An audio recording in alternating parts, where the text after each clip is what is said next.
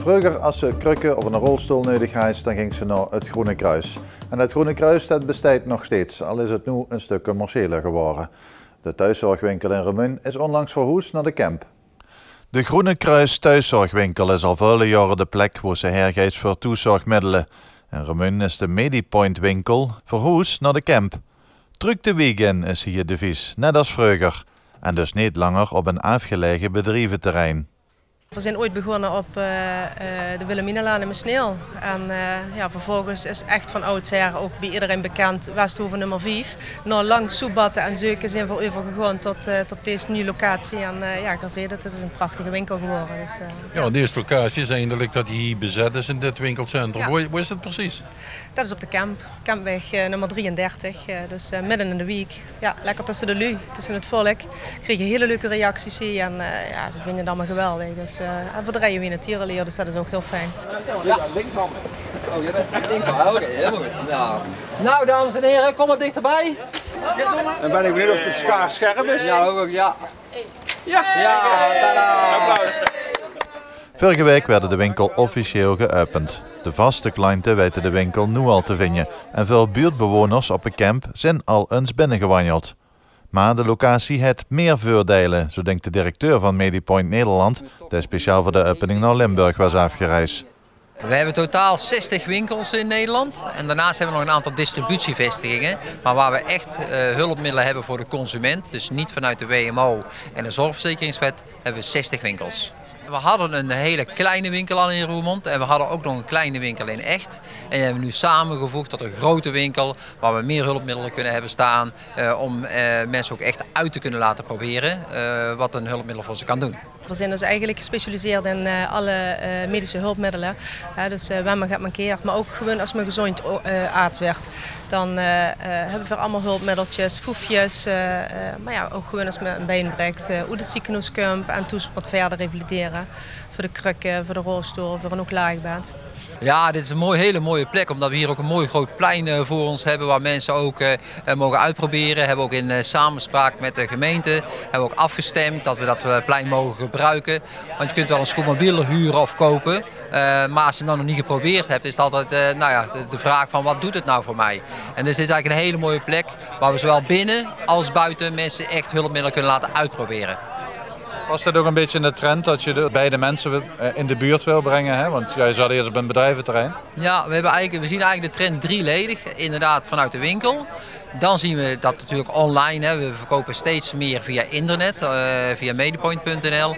Maar wat we ook zien is dat mensen wel een behoefte hebben dat we bij de mensen thuis komen. Dus wij hebben ook in heel Nederland en dus ook hier in deze regio hebben we specifiek iemand in dienst die bij de mensen thuis komt. Dus op het moment dat je een speciale stoel wilt en hem uit wilt proberen, niet alleen in de winkel, maar bij je thuis, dan kan dat ook nog. Veel Groene Kruisleden maken gebruik van deze winkel en ook de zorggroep is blij met de nieuwe locatie op de Kemp.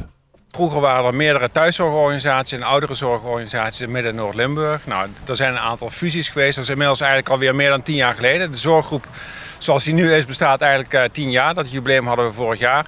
En een belangrijk onderdeel daarvan is onze thuiszorg. En dat noemen we nog gewoon Groene Kruis thuiszorg, omdat het een hele bekende naam is. En daar zijn we trots op, dus dat laten we zo. Een van de manieren zeg maar, voor de leden om daar profijt van te hebben is door in deze winkels te kopen. Maar het is natuurlijk allemaal geen verplichting, maar het is inderdaad een service waarvan we merken toch dat mensen dat waarderen. En dat is eigenlijk de reden waarom we dat doen. Wat is eigenlijk het verschil? Vroeger was ze natuurlijk lid van de Groene Kruis en ik was gewoon die spulletjes komen ophalen, maar wie gaat dat nu eigenlijk? Ja. Nou, tegenwoordig zijn er wel een aantal dingen in veranderd. De krukken en de loophulpmiddelen die krijgen dus niet meer vergoed. Maar door met werkt het Groene Kruis natuurlijk heel goed met ons samen. Dus door lid van krijgen ze 3 maanden gratis. En die samenwerking met het Groene Kruis is fantastisch en die moeten we ook vooral zo volleiden. Dus dat is echt heel fijn. In de zorg is het er zeker niet duidelijker op geworden. Wat krijgt ze nu wel of niet vergoed? Het is een van de meest gestelde vragen in de Medipoint winkel in Remun. Dat is eigenlijk de vraag nummer 1 natuurlijk, want dat is voor iedereen heel belangrijk. En dat is soms wel heel schrijnend, dat mensen een hulpmiddel nodig hebben. Maar op het moment dat het geld gaat kosten, dan draaien ze toch wel het truc of dan hebben ze het ineens niet nodig. En dat is gewoon heel jammer. En we proberen daar hier met alle collega's en alle medewerkers natuurlijk wel een moment te breien. ja, dat iedereen toch het hulpmiddel kan krijgen hoe er recht op heeft.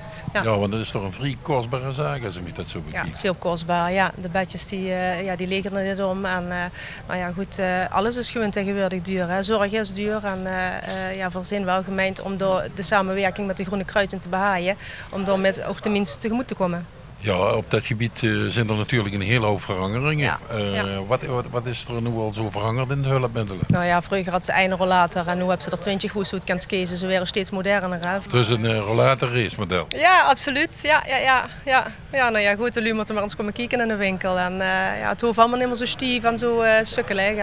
Ja, er zijn verschillende sta-opstoelen of hoe noemen ze zo? Ja, dat zijn sta-opstoelen. Er zit een degelijk verschil in en de sta-opstoel en een relaxfauteuil wat ze bij andere zaken kan kopen natuurlijk. En alles om het makkelijker te maken om te rusten, maar ook om op te staan.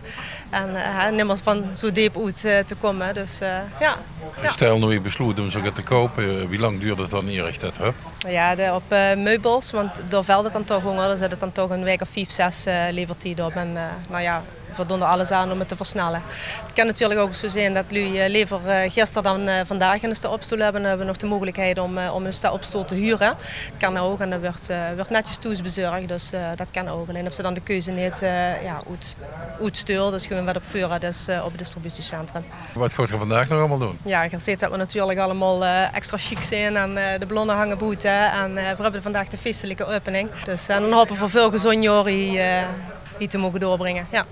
Nou, in afwachting daarvan ga ik allerlei dingen proberen. Ja, doe het maar. Ja, als je hulp nodig hebt, zorg je wel, Ton.